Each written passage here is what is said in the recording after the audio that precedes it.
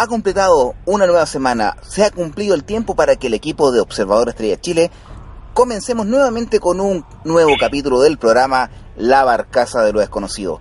Damos la cordial bienvenida a todos nuestros audioescuchas que nos están acompañando y en esta oportunidad, en este capítulo número 32, vamos a estar, en este caso, grabando y transmitiendo en vivo y en terreno, como a nosotros nos encanta poder transmitir.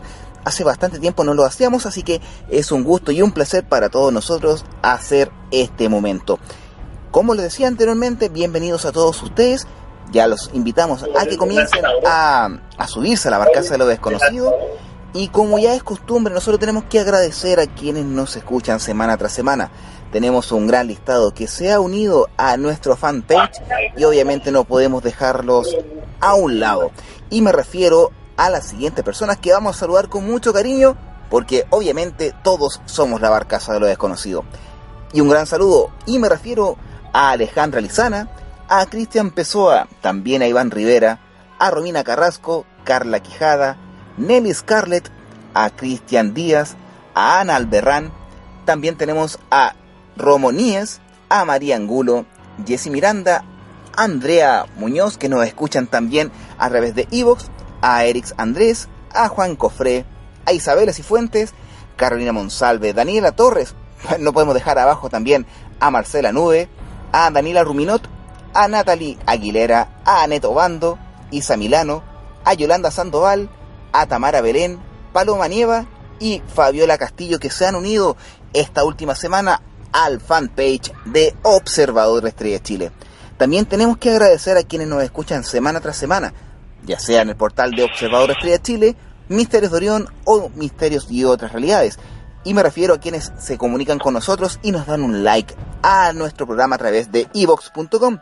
Y me refiero a William Febles, a Rosana Haber, a Rafael, en este caso también a Frank Stanbolt, Ray Biscuit, también a Javi Huracán, qué buen nombre, amigo mío. También tenemos a Santiago Ríos, a Nueve Puntas, a Herodes, gran comentarista de nuestro fanpage y también de iVoox, a Hugo Nilsson, grande Hugo, siempre nos escucha, a Daloco, a Sátiro, a Starway, a Ángel Iglesias y por supuesto a todos quienes nos están escuchando en este momento a través de iVoox.com. Hacía merecedor este saludo, porque todos ustedes son los que componen la barcaza de lo desconocido, este programa del equipo de Observador Estrella Chile. Y en esta oportunidad, como les dije anteriormente, estamos en terreno. Estamos directamente con nuestros panelistas invitados, que ya son parte de la barcaza de lo desconocido, y por supuesto, acreedor primero, saludar a las damas. Me refiero a quien nos está acompañando en este momento, a la señorita Catalina Choff, desde Santiago de Chile. Querida Catalina, bienvenida nuevamente a su casa. ¿A dónde? A la barcaza de lo desconocido.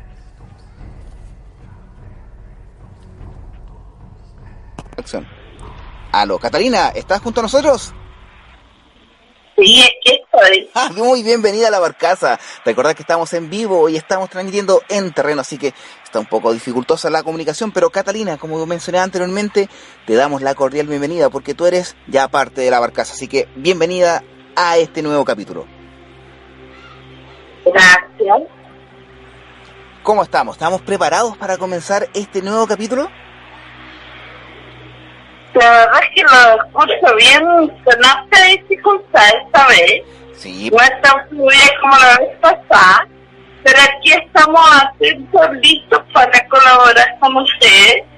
Por lo menos de mi parte con todo lo que es el Mindúa de Valparaíso, que la historia de Mindúa es una cuestión casi cinematográfica.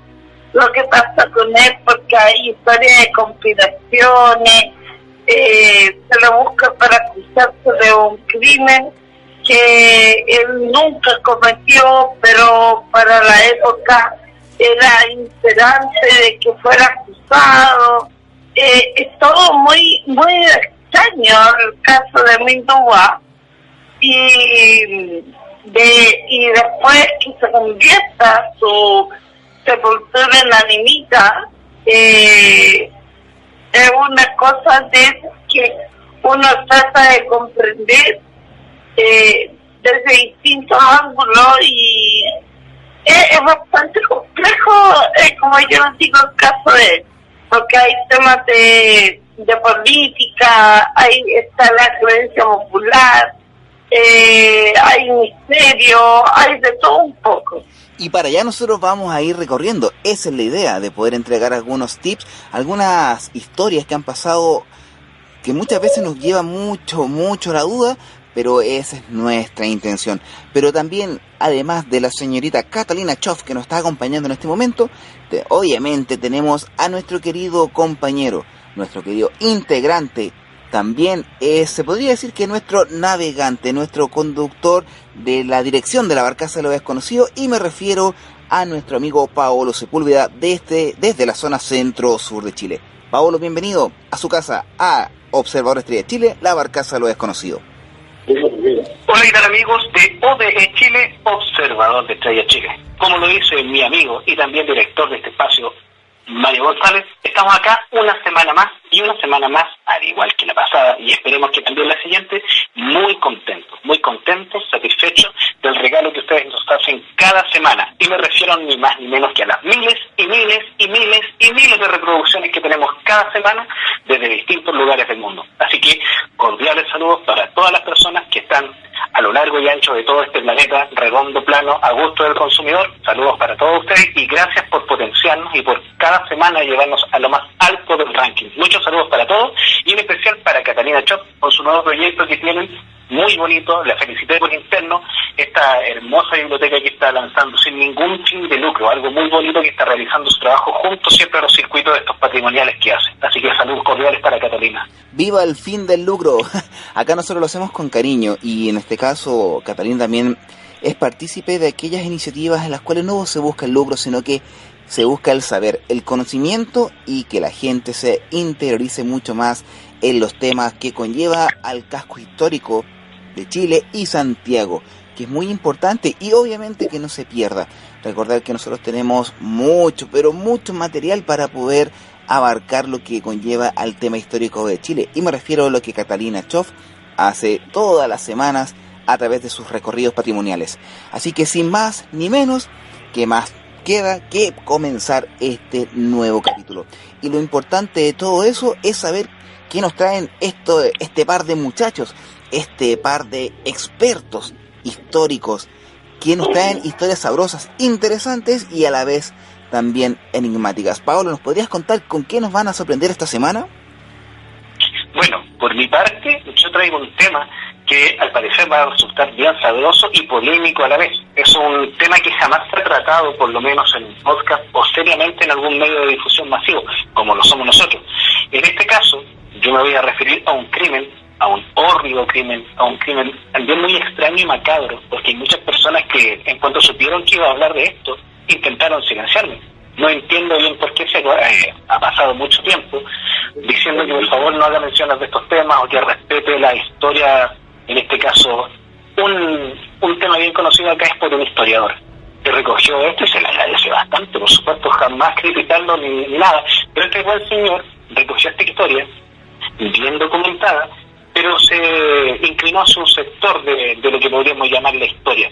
Se inclinó hacia lo que Catalina también debe conocer bien como el animismo, y más allá del hecho en sí o lo que lo provocó, relaciona esta historia con lo que es el animismo, las mandas, las animitas, el pagar mandas, el pedir favores, que no está de más. Es un tema muy interesante de tratar, es un tema que en gran parte del mundo es desconocido. Son pocos los países en donde existen las animitas, las frutitas, y esto de elevar a categoría de santos o divinidades personas que han muerto en este caso de espantosas formas. Es una práctica poco común en el mundo, muy desconocida y que en muy pocos países se da. Esa será mi temática, amigo Mario, que es el crimen de Petrona Neira, también más popularmente conocida como Petronila, pero su nombre es Petrona Neira.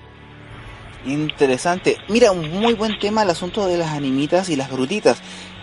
Sí, es un tema muy conocido aquí en Chile.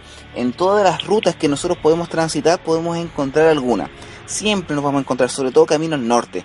hay muchas y siempre con respeto paso frente a ellas y cada una tiene su propia historia, muchas veces envuelta en un macabro suceso que conlleva la devoción de todos nosotros, me refiero a todos nosotros como personas, y en este caso también conlleva al respeto.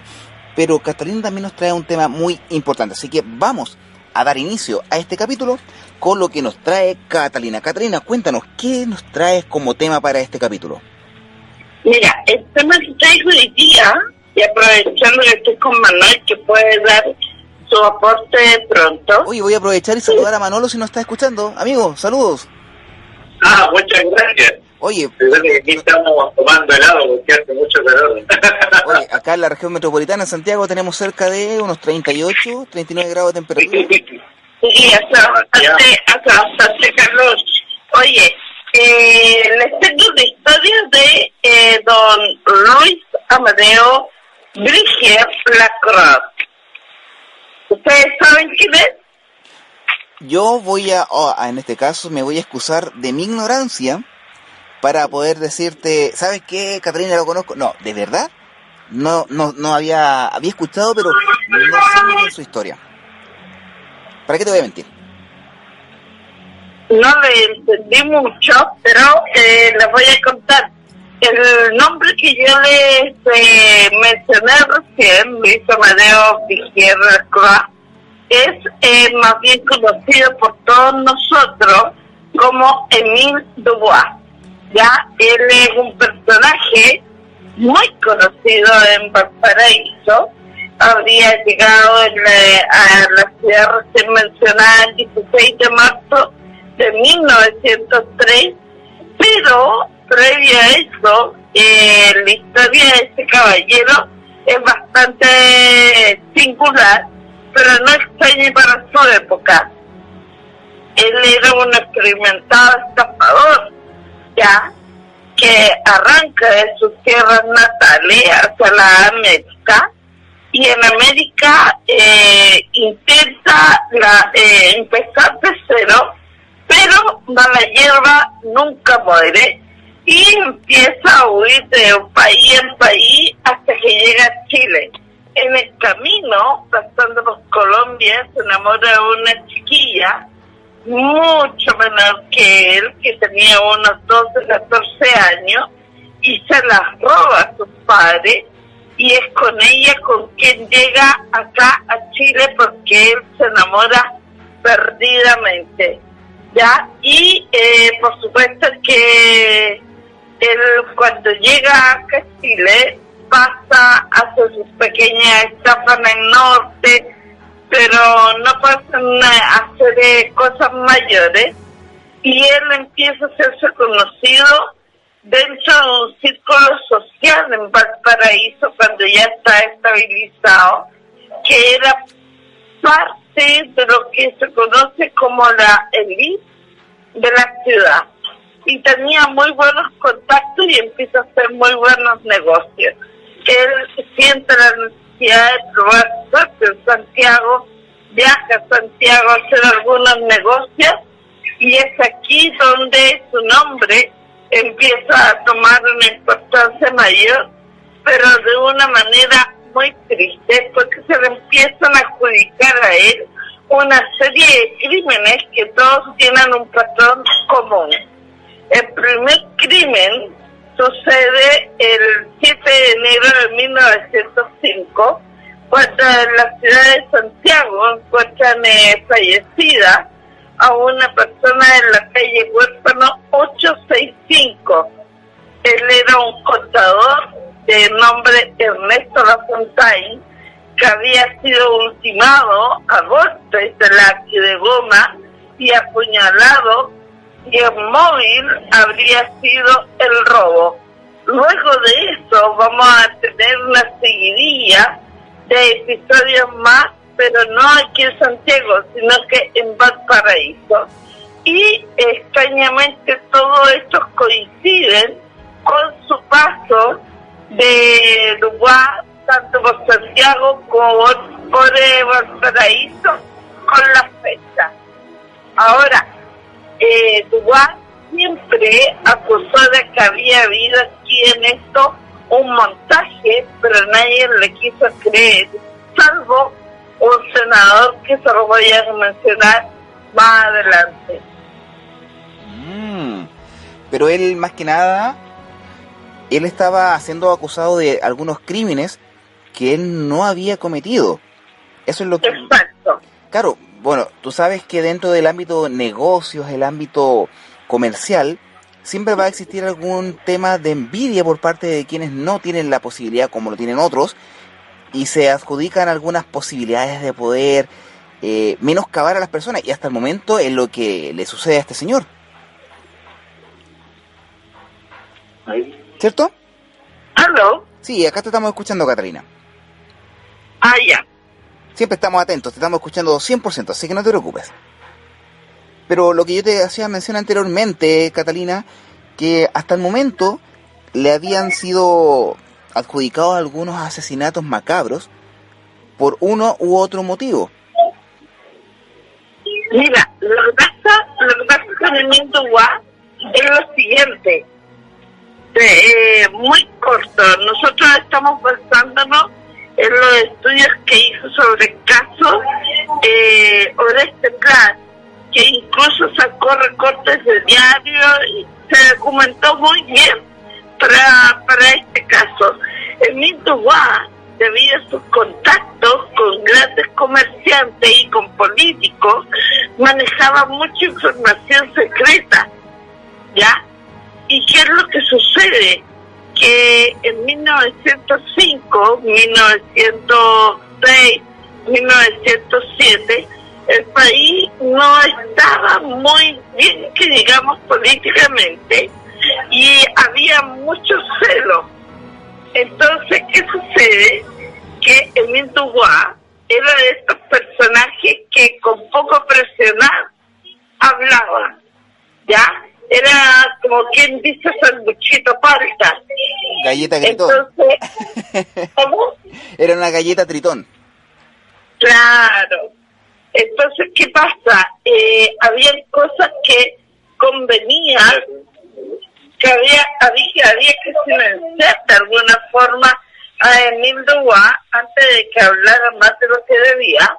Y por otro lado, había que tapar a otros políticos que eran de peso, y para eso necesitaban hacerlos desaparecer y ocupar la figura de un personaje que no se sabe quién era. Incluso en algunos libros dicen de que era el hijo de Minduguá, que sabía hacer diablura, porque eran muy parecidos los dos, pero tampoco concuerda, porque el hijo de Minduguá no estaba en algunos lugares donde ocurrieron algunos crímenes, según la investigación que se han hecho después con el tiempo.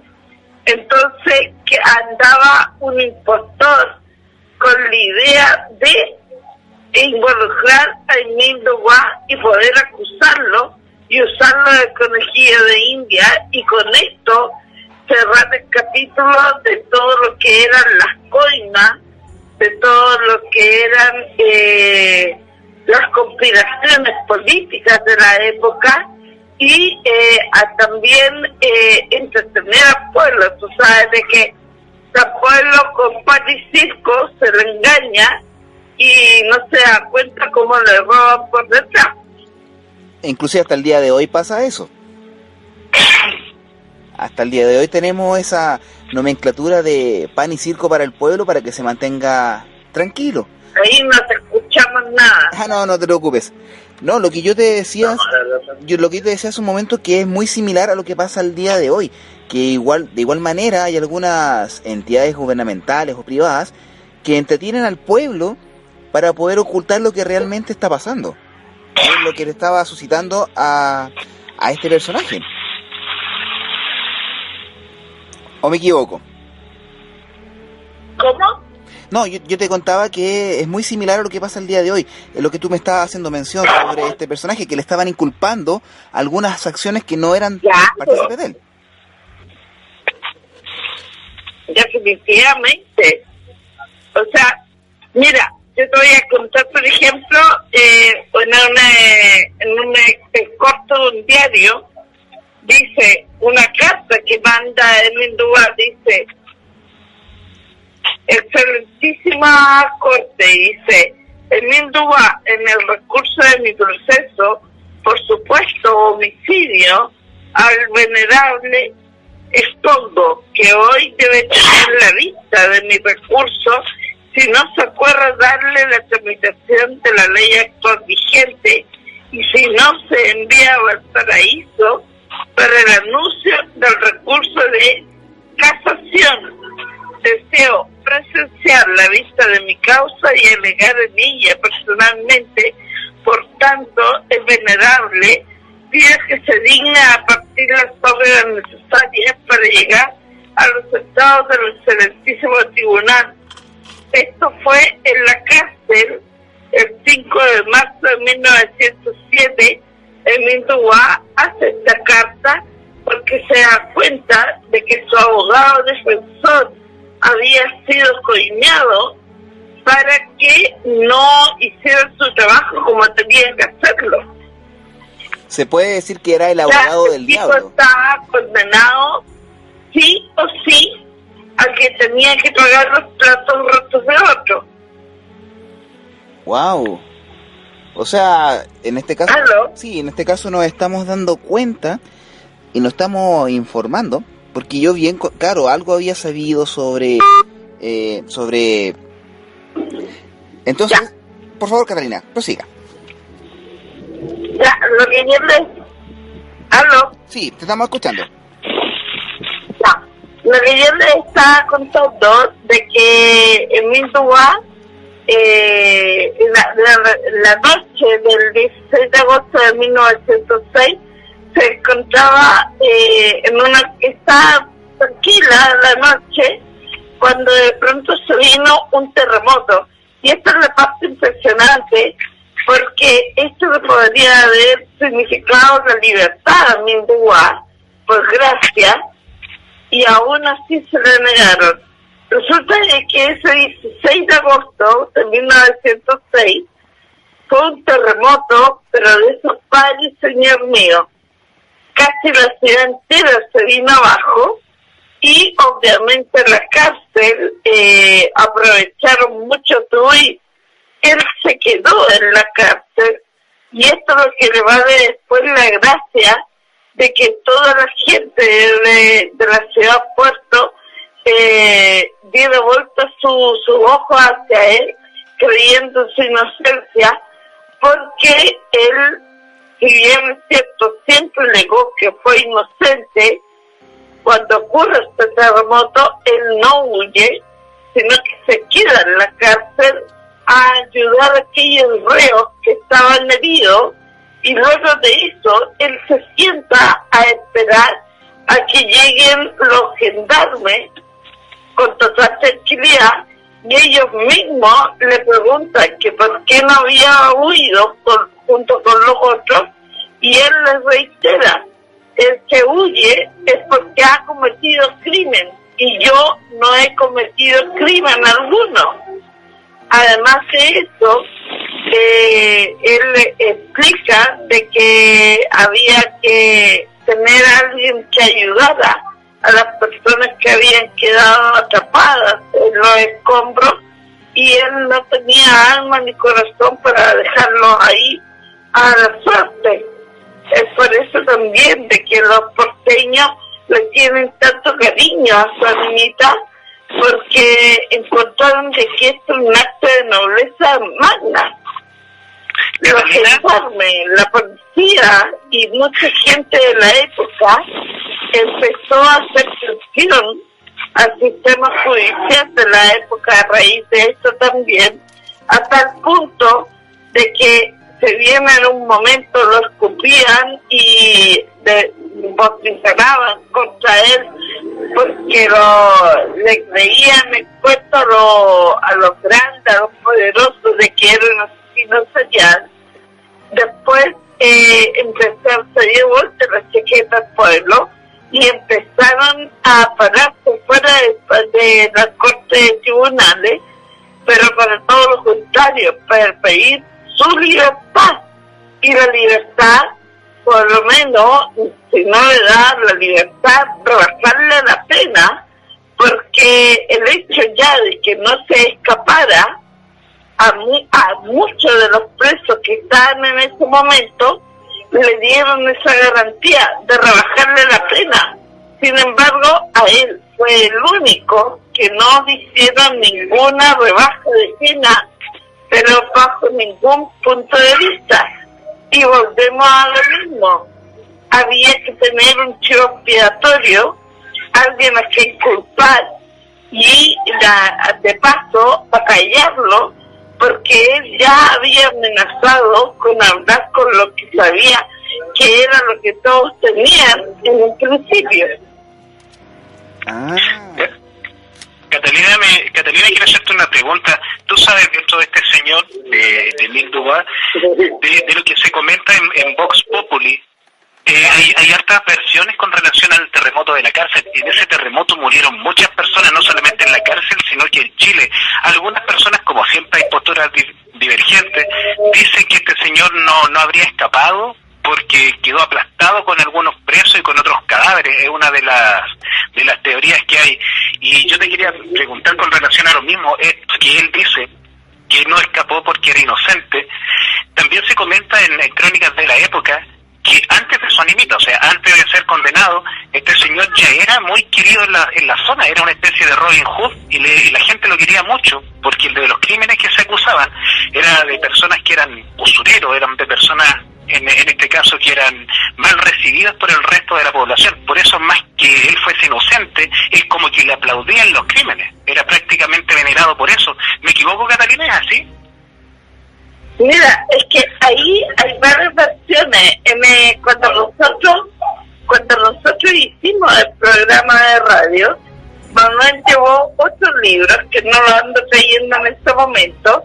En ese libro hablan de un Emile Dubois totalmente distinto. Ustedes saben que la historia siempre se escribe según a quien le convenga y quien le esté pagando. Entonces, vamos a escuchar algunas testimonios que dicen que sí, Emile Dubois era un tipo muy malo, que tenía que pagar, y que esa faceta de hombre inocente era una máscara solamente. Pero sí, hay algo de cierto en eso de que era una especie de Robin Hood. Pero ojo, él siempre fue estafador, pero nunca asesino.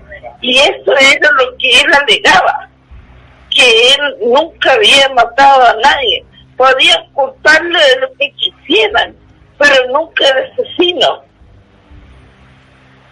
Llama bastante la atención porque dentro, claro, justo como tú dices, las personas que se le acusa que él asesinó eran justamente personas pero muy influyentes, con cargos muy altos dentro de la política y dentro de la economía. Por hecho, veo en Wikipedia, estoy viendo que uno de los crímenes que se le acusa era ni más ni menos que el primer alcalde de Providencia. O sea, estamos hablando de palabras mayores. Imagínate que el día de hoy alguien asesine al alcalde de Providencia. O sea, es un tema que por lo mismo fue muy bullado, pero que también eran personas muy mal vistas en la época. Por lo mismo era tan querido, incluso antes de su condena. Resulta interesante ver porque es un hombre que relativamente joven, murió a los 40 años. Y si bien es cierto, está bien documentado, y crónicas de la época, sobre todo de su muerte, fue recogido por muchos periódicos, y por eso afortunadamente tenemos estos relatos. Claro, uno de los periódicos que estuvo sobre este tema fue justamente el Mercurio en su tiempo. Había otro periódico también que estuvo, pero extrañamente cada vez que escribía un diario sus cartas también eran interceptadas y las obras publicaban muy tarde.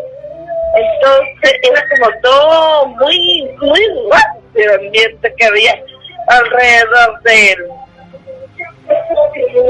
Claro, era muy extraño, y también siempre la prensa se demoraba un poco en poder mostrar lo que realmente estaba pasando. Y también hay que tener en consideración que la mayoría, no quiero decir todos, pero la gran parte de los medios de comunicación escrita tenían un cierto de porcentaje que estaban pagados para no poder dar información valedera, que a veces se utilizaba para dar información, no, o sea, claro, se puede decir falsa, pero en conveniencia para grandes autoridades o grandes empresarios. Mira, había un diario, un periódico menor, que se la jugó por él, pero que aún así sus cartas, todo lo que Emile Dubois trataba de transmitir a la gente, llegaba tarde, que era el diario La Unión de Valparaíso. El diario La Unión de Valparaíso se la jugó por él en su momento. Sí. Pero también era cuestionado, o sea, era peor para la época, comparándolo, era peor que Soquimich. Por lo menos acá ninguno le cortaron la cabeza, ninguno fue fusilado por el caso Soquimich, pero acá sí.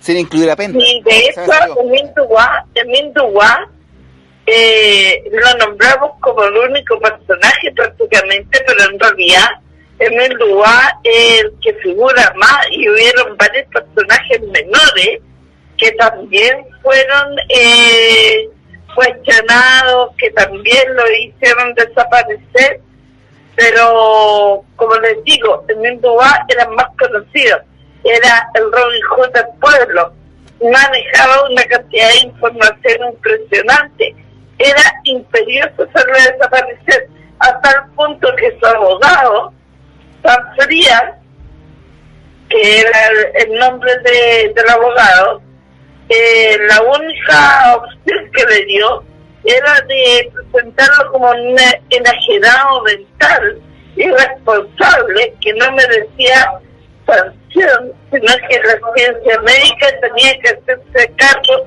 de él, y le dijo que esa era la única posibilidad de salvarse. Pero aceptar eso para Dubois era inadmisible. ¿Por qué? Porque todo el mundo sabía que Dubois estaba en sus 5 sentidos, y si salía de la cárcel lo iban a matar igual.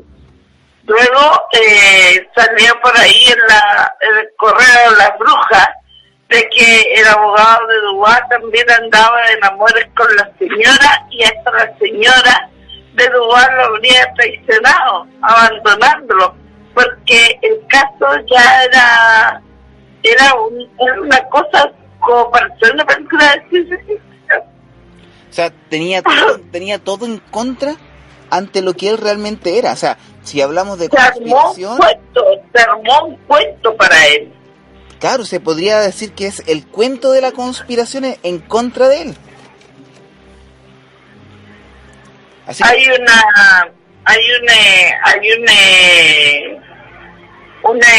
senador, un solo senador que se la jugó por él, que si no mal recuerdo de apellido Santa María, y resulta de que él, a pesar de que puso todo de su parte, tampoco pudo salvarlo, y este senador también amenazado tuvo que desistir a última hora de seguir defendiéndolo, porque si no peligraba su familia.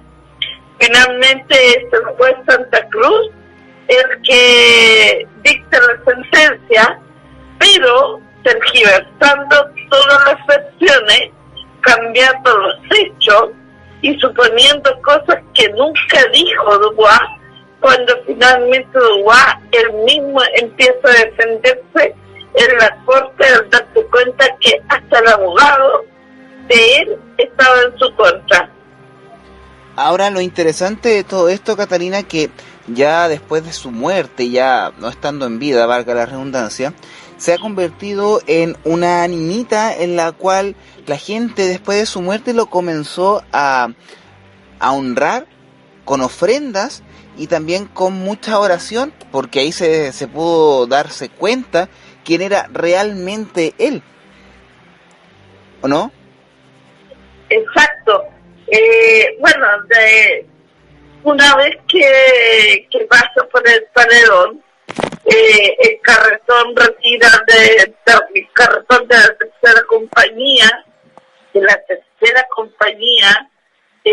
retira su resto y todo. La esposa Úrsula y Morales, acompañada de su hijo del mismo nombre que el padre Luis Emilio Dubois, volvía totalmente de este personaje. Empiezan a vivir otra vida, pero la gente no se olvidó y empezó a seguirlo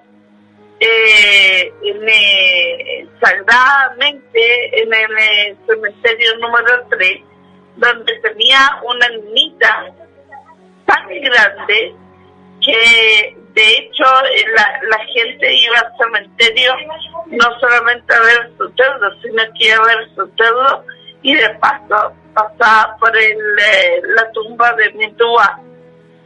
El escándalo fue tanto de que hicieron modificaciones y curiosamente lo que nunca se hace, de hecho cuando se hizo la carretera se corrieron las animitas, pero se respetaron más o menos sus lugares, pero la de Mindúa no se respetó nunca, de hecho desapareció y la gente volvió a colocar cosas donde cerca de donde estuvo la animita, y es tanto así de que el cuerpo de Mindúa actualmente ya no está en Valparaíso, fue retirado del cementerio número 3 y está en Santiago, y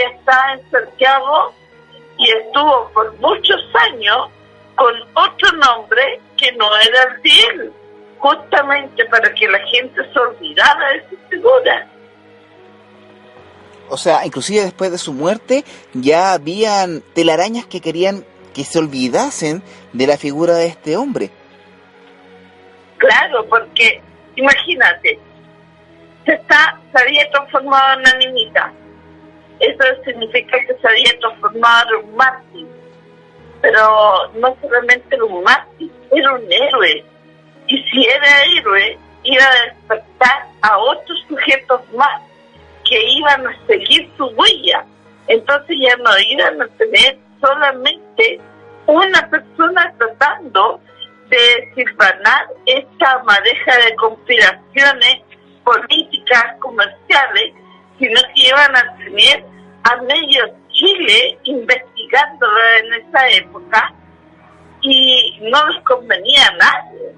En una época en que nosotros pasamos de golpe de Estado, un golpe de Estado. Acuérdense de Balmaceda, acuérdense de Iberia del Campo, acuérdense de tantos otros. O sea, nosotros somos una historia de Chile que está basada en golpe de Estado muy seguido unos de otros, y todos tienen que ver justamente con temas muy escabrosos, muy oscuros, en donde la conspiración, por supuesto, es lo que está en boca de todos.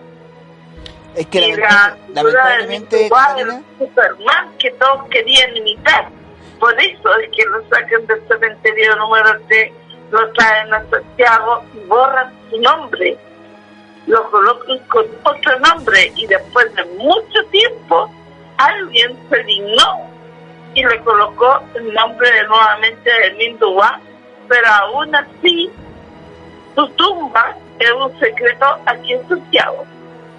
No se sabe dónde realmente está. Supuestamente debería estar en el cementerio general. Claro, pero te digo yo que lo he buscado, buscado y todavía no puedo hablar con él.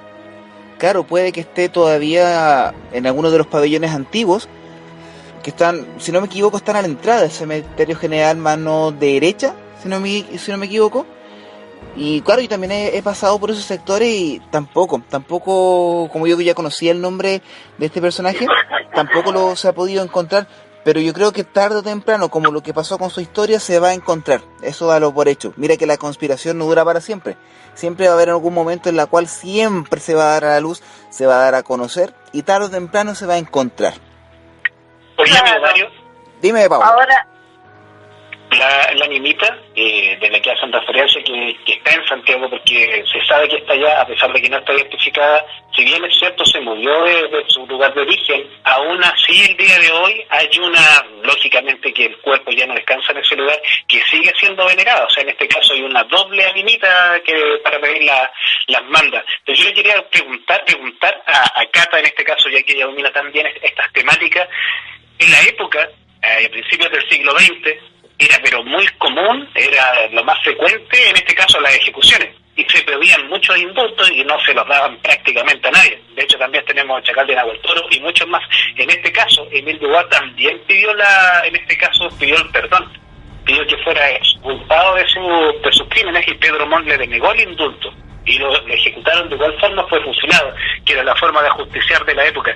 Yo quería preguntarle a Cata si ella tenía algunos antecedentes de cómo fue el fusilamiento, porque igual se dice que fue bien simbólico, fue prácticamente como, por así decirlo, disculpen la comparación, pero fue prácticamente como la crucifixión de Cristo, porque fue todo un showman él dentro de su vida completa, no solamente dentro de los asesinatos que cometió o no cometió, sino que en el proceder del juicio, en el actuar con las personas, era muy caballero, e incluso en el momento de la muerte. Por eso yo quería consultarle a Catalina si tenía antecedentes de su fusilamiento. ¿Catalina? ¿Catalina? Mira, era lo que yo te decía, el juez que les nombré hace un rato acá, el señor Santa Cruz, él lo acusa abiertamente y con público y con todo, que el juez había tergiversado todo, y el juez ni siquiera se arrugó, ¿ya? Efectivamente, él pidió al presidente de la República que intercediera por él, y tampoco esa carta, el presidente dijo primero que había llegado tarde, después dijo que no se podía hacer nada. Fue todo tan engorroso, tan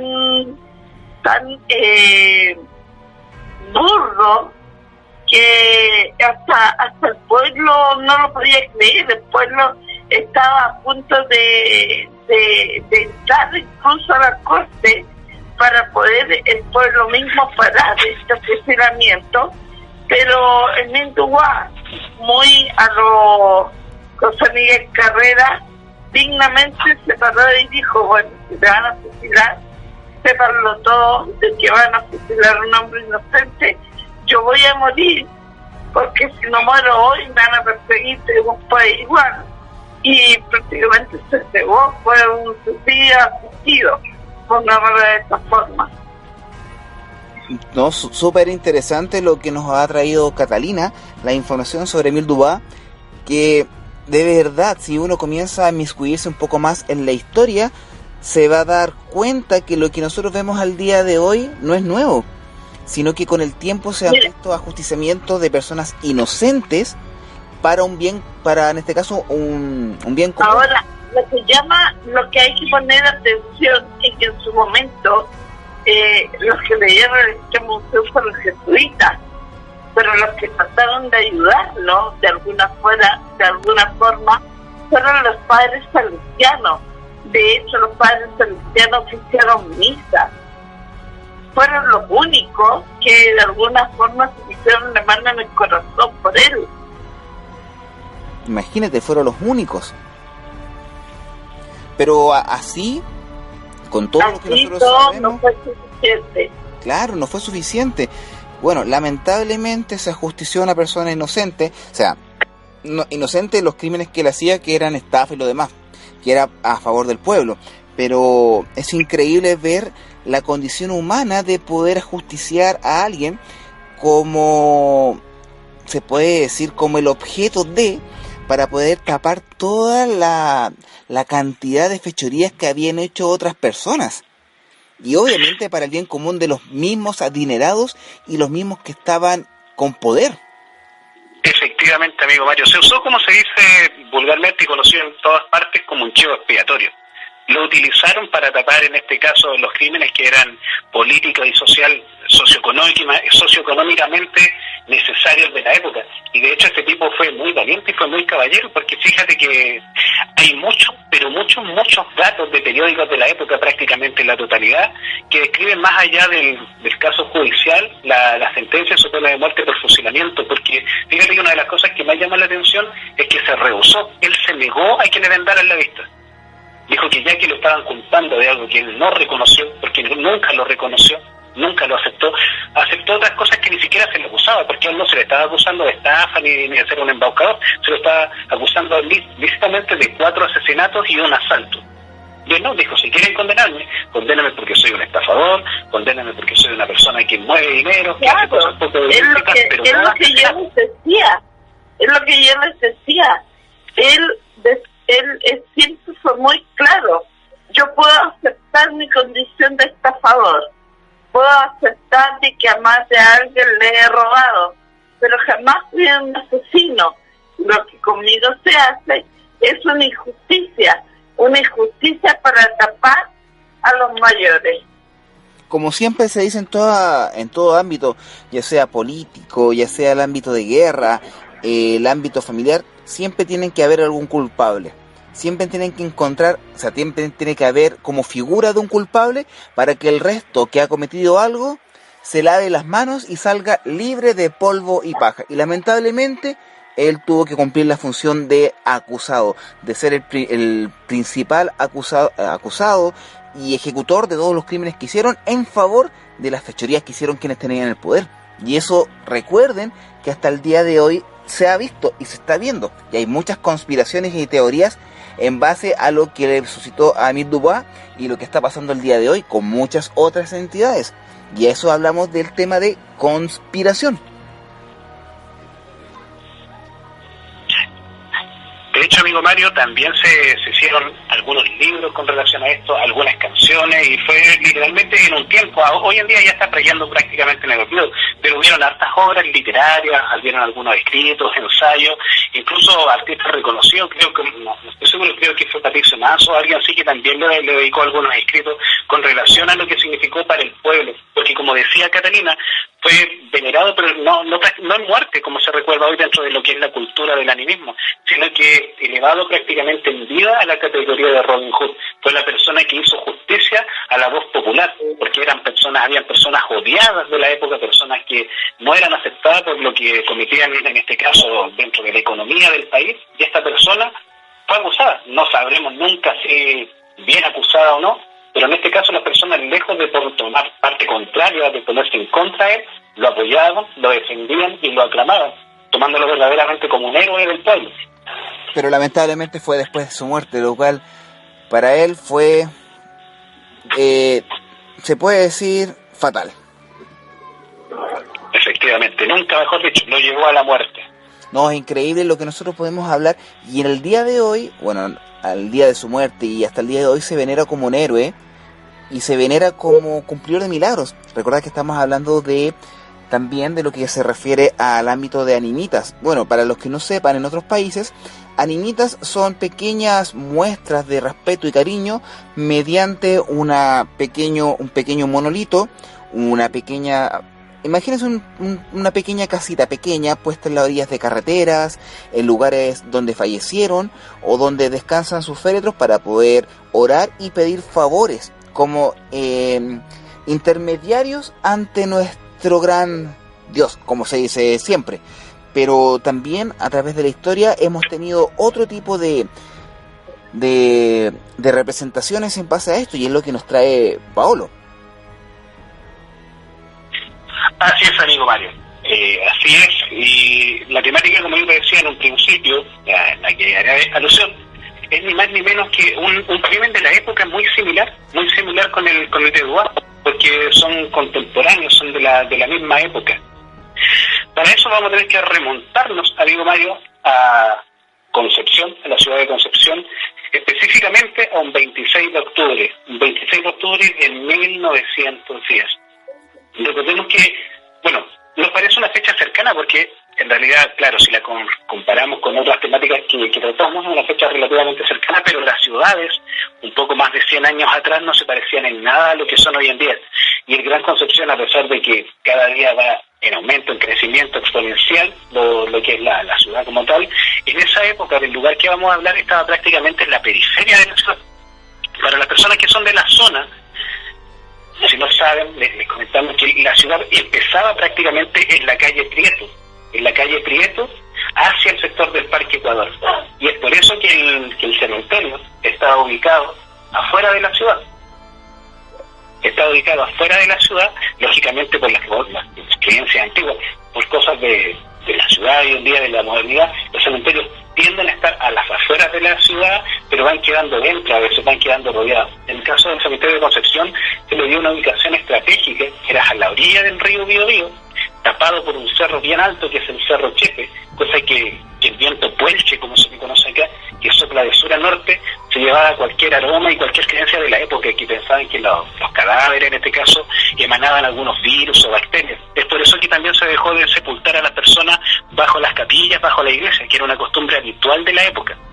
Entonces la Laguna Redonda en esos entonces estaba fuera de la ciudad de Concepción, y hay que tratar algunos temas, y yo lo voy a hacer, como lo hago siempre, los voy a hacer de una forma real, enfocamos derechamente en los hechos, a pesar de que a algunas personas les pueda molestar algunas cosas que voy a decir, porque aquí no se trata de sexismo, ni si es de mujer ni de hombre. Acá hay un crimen horrible en la cual una mujer fue víctima. Así que ya teniendo más o menos una vista panorámica de cómo era la Concepción de la época, hay que enfocarse, como te digo, en 1910, un 26 de octubre, que fue el día en que se encontró a esta mujer, que tiene por nombre Petrona. De hecho, Petrona del Carmen Neira Bustos. Muy pocas personas conocen su nombre completo. Yo lo busqué, me induje bastante en el tema para poder contarles de esto, y de hecho encontré su acta de nacimiento, que es de San Pedro de la Paz. O sea que por la fecha de nacimiento y la época de su muerte, podemos decir claramente que tenía 30 años y 4 meses al momento de su deceso. Y aquí hay cosas bien extrañas, amigo Mario, con este caso, y yo no es que lo quiera intencionalmente vincular o darle un aire oscuro al tema, pero hay cosas muy extrañas en este crimen, hay cosas muy raras y que se pueden hacer paralelismos con otras culturas, y hablando ya de otras temáticas un poco más oscuras. Voy a ir netamente al grano, como se dice acá en Chile, 2 cucharadas y a la papa, porque esta mujer fue encontrada flotando en la laguna redonda. Flotando más o menos, y aquí vienen cosas raras. Este caso es muy raro, amigo Mario, así que yo te pido por favor que tú estés muy atento, porque aquí hay hartas cosas incongruencias dentro de lo que dice el juez, dentro de lo que dice la prensa, y también dentro de lo que se muestra en las fotografías de la época, y también hay varias fotografías. Esta mujer, amigo Mario, fue asesinada de una forma bien cruel, bien horrible, y que de hecho se ha tratado de ocultar mucho tiempo, y no sé por qué hay personas que no quieren que se cuente la historia como fue, pero esta persona fue prácticamente decapitada.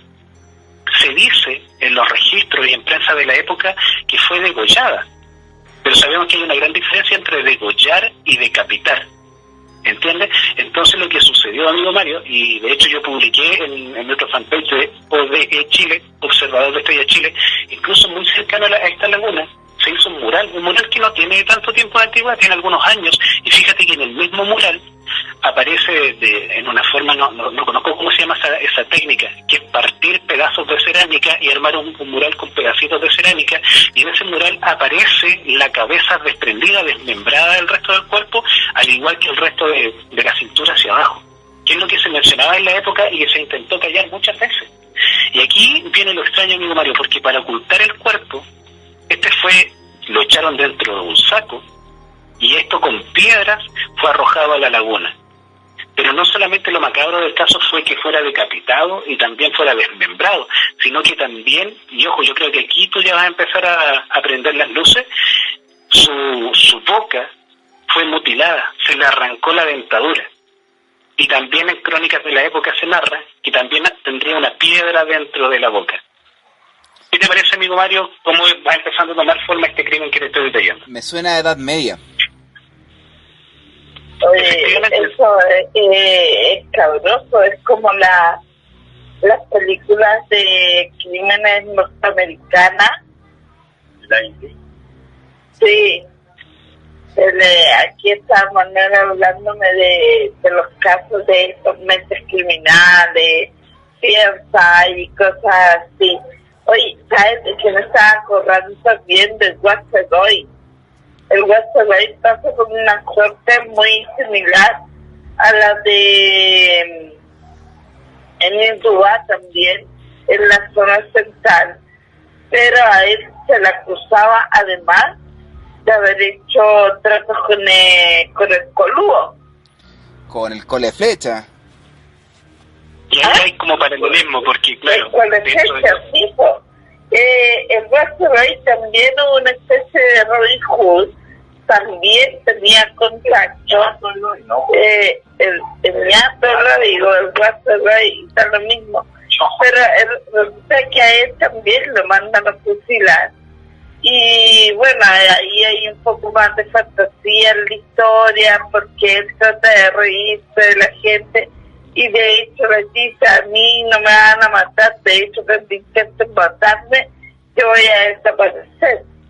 Pero también fue un personaje perseguido políticamente, aunque estamos hablando muchos años antes, y no tiene la misma suerte que la de Petronila Negra.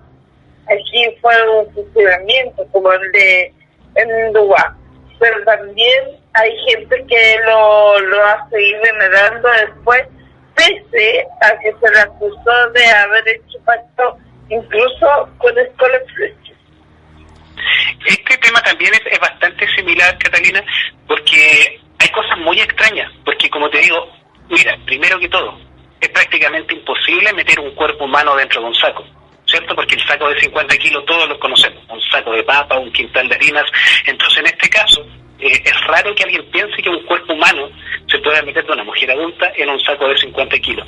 Pero aquí esta persona, Petrona Neira, es venerada hasta el día de hoy.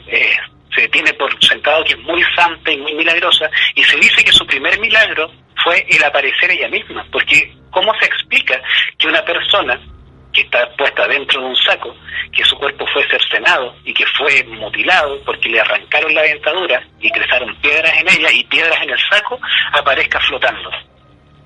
Eso ya es digno de analizar, y hay que tomar, pues en este caso habría que tomar apunte y fijarse, porque este crimen se cometió el día 15 de septiembre de 1910 y el cuerpo fue encontrado el 26 de octubre. Eso quiere decir que el cuerpo, al momento de la fotografía que nosotros presentamos acá en nuestra fanpage, tenía más de 40 días de muerto. Y ojo en la fecha, en 1910, la morgue creo que no contaba con frigoríficos. Me parece que había frigoríficos muy precarios a base de amoníaco, que hoy en día están prohibidos. Y la fotografía que nosotros dejamos, yo puse ahí en el pie un poco antes de empezar a grabar, que por favor las personas se fijaran la extraña posición del cuerpo, porque justamente tiene la parte de la cintura tapada y las piernas y los pies no coinciden con el resto de la posición del cuerpo, al igual que la cabeza, que está literalmente colgando hacia abajo, pero aún así si tú miras la fotografía se puede ver el rostro. Entonces nosotros hagamos el ejercicio, tratemos de llevar nuestro mentón hacia el pecho y veremos que es imposible que nuestra cara quede mirando hacia adelante, y ahí tratar de contestar a las personas que no querían que yo dijera esto, de que el cuerpo había sido decapitado y cercenado. Hay evidencias sendas, cómo meten un cuerpo dentro de un saco, primero. Segundo, cómo esta fotografía no coincide en las partes del cuerpo. Y tercero, y más importante, aparecen estos murales de la época, porque hubo mucha prensa. De hecho, el juez de la época, que era el señor Trudena, del primer juzgado de letra, declara hartas cosas que son importantes dentro del caso. Primero, llama mucho la atención que era una mujer de 30 años. Era una mujer de 30 años, y lo interesante de esto es que cuando se descubre el cadáver no se sabía de quién era, y los primeros estudios de médicos, ojo, médicos, no cualquier persona que esté opinando, declaran que era el cuerpo de una niña, que no hubiese tenido más de 16 años como máximo. Y en este caso hay muchas personas que dicen no, porque era delgada, pero ojo, estamos ante la presencia de médicos que pueden esclarecer claramente la morfología de una mujer del transcurso de niña a adulto.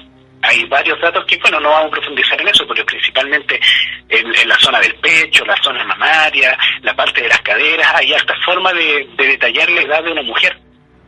Y acá en este caso se dice que era una niña, y como máximo se data de 16 años, y era una mujer de 30, ojo. Y aquí vienen las cosas extrañas, porque si nos vamos un poco a lo que nosotros sabemos y a lo que es nuestro fuerte, hablar de misterios, hablar de este tipo de temas más paranormales, podemos, por ejemplo, ver las tumbas de vampiros que se han encontrado en Inglaterra, en Polonia y en tantas otras partes, en donde se ve que una forma común que había de la época era que a los vampiros se les decapitaba. Era la primera forma, decapitarlo. Segundo, se le ponía una piedra